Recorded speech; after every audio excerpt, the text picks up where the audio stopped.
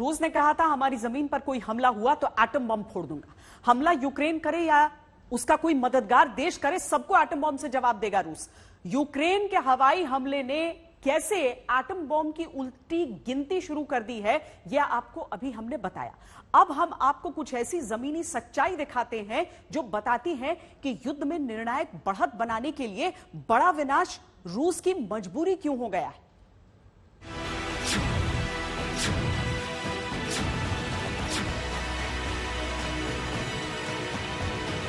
आपके स्क्रीन पर जो राइफल है वो दुश्मन को दूर से देखती है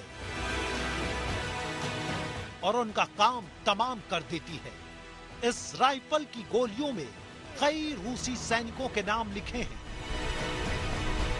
यूक्रेन की राजधानी कीव के बीचों बीच राइफल के साथ कॉफी पीते इन सैनिकों की बेफिक्री में रूस के पीछे होते कदमों की आहट सुनी जा सकती है।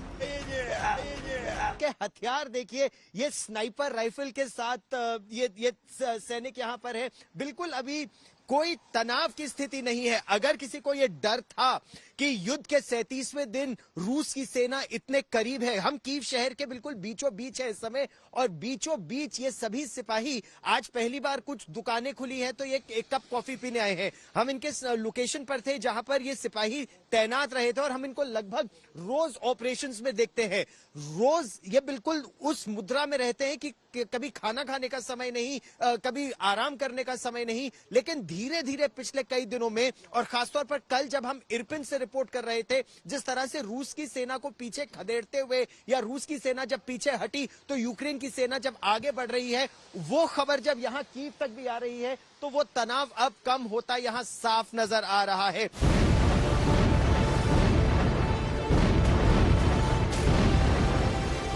Не боимся, мы, наши военные украинские, спалили им тысячи танков, मशीन जलाए हैं, इनकी गाड़ियां जला दी हैं बेतहर जो होती हैं, और इनके सारे लोगों को यहां से भगा दी गया। हम बिल्कुल नहीं डरते हैं। फौज हमारी बहुत बड़ी और बहुत बढ़िया फौज है, हर आदमी लड़ने को तैयार है।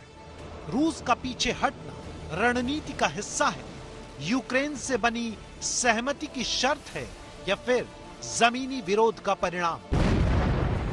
अंजाम यह है कि रूस ने जिस चेरनिव शहर को मिसाइल मारकर अपने कब्जे में लिया था, वहां से भी उसे वापस हटना पड़ रहा है, क्योंकि चेरनोबिल एटॉमिक प्लांट की दुर्घटना के बाद वहां की स्थिति रहने लायक नहीं थी।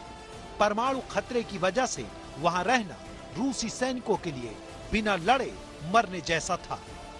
युद्ध के 37वें दिन अगर हम बात करें इरपिन की, बूचा की, ब्रोवरी की, कीव के आसपास के कई इलाकों से रूस की सेना पीछे हटी है और यूक्रेन की सेना आगे बढ़ी है।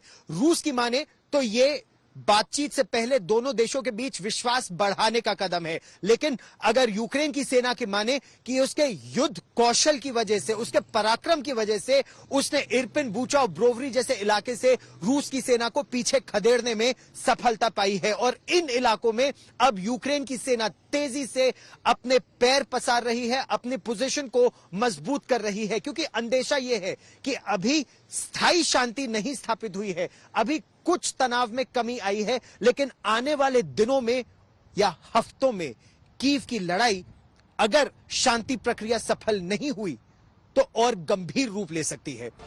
2 महीने से ज्यादा हो चुके हैं, रूस अब तक यूक्रेन की राजधानी में नहीं घुस पाया है।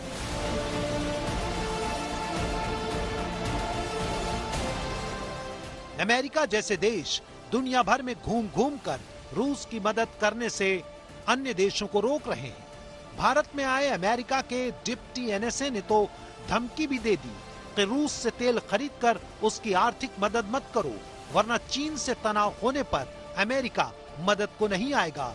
और रूस तो ऐसा करेगा ही नहीं, क्योंकि चीन और रूस अब दोस्त हैं। बेलगोरोड में हवाई हमले और रूस की सेना को हुए नुकसान के बाद रूस और यूक्रेन के बीच तनाव बहुत ज्यादा बढ़ गया है। अब अंदेशा यह है कि रूस की तरफ से जबरदस्त पलटवार होगा। अंदेशा तो इस बात का भी है कि अगर नॉर्थ अटलांटिक ट्रीटी ऑर्गेनाइजेशन के देश इस युद्ध में और ज्यादा यूक्रेन की मदद करते हैं तो रूस की सेना ने परमाणु हथियारों के इस्तेमाल की धमकी भी दी है। स्वीडन को रोकने के लिए रूस के लड़ाकू विमान स्वीडन के आकाश के ऊपर परमाणु हथियारों के साथ उड़े थे, ऐसा दावा स्वीडन ने किया है। यह दिखाता है कि आने वाले दिनों और हफ्तों में अगर पश्चिमी देशों का हस्तक्षेप इस युद्ध में बढ़ा तो रूस एक बार फिर परमाणु हथियारों की धमकी देने से रुकेगा नहीं। कैमरामैन ललित मोहन जोशी के साथ गौरव सावंत, कीव, यूक्रेन आज तक।